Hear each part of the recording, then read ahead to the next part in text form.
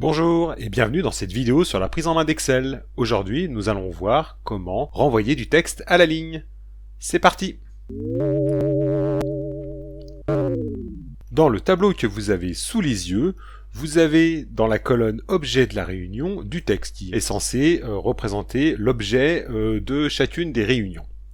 Donc là, vous voyez que le texte dépasse très clairement de la largeur de la colonne. Donc, nous pourrions avoir pour option, si on veut que le texte tienne à l'intérieur de la colonne, d'élargir la colonne, mais vous voyez qu'on aurait une colonne qui serait extrêmement large. Donc il faudrait qu'on trouve un moyen de pouvoir, à l'intérieur d'une même cellule, renvoyer le texte à la ligne. Et pour faire ça, rien de plus simple, on sélectionne les cellules dont on veut que le texte revienne à la ligne à chaque fois qu'il arrive au bord droit de la cellule, et on clique sur renvoyer à la ligne automatiquement. Et là, vous voyez que au lieu d'élargir la colonne, on agrandit la hauteur de ligne, ce qui fait qu'on a un tableau qui est beaucoup plus lisible et joli. Les retours à la ligne peuvent également être très utiles pour les titres des colonnes. Là, vous avez vu que les colonnes sont assez larges pour afficher ce qu'il y a à l'intérieur, mais pas forcément pour afficher le titre. Là, si je me rends par exemple ici, vous voyez que le titre, là, qu'on voit dans la barre de formule, Excel ne peut pas tout afficher.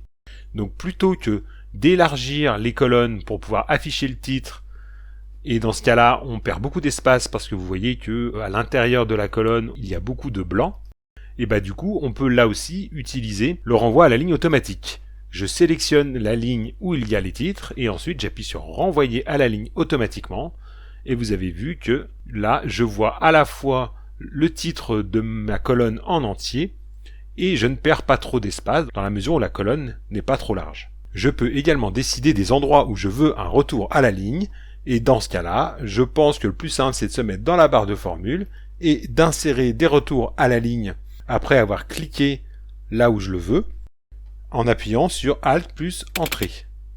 Là, vous avez vu que si j'étire un peu ma barre de formule, j'ai inséré un retour à la ligne manuelle. Si j'en veux un troisième par exemple ici, je refais Alt plus Entrée après avoir sélectionné l'endroit. Après, je n'ai plus qu'à appuyer sur Entrée. Et donc, j'ai pu insérer des retours à la ligne manuelle.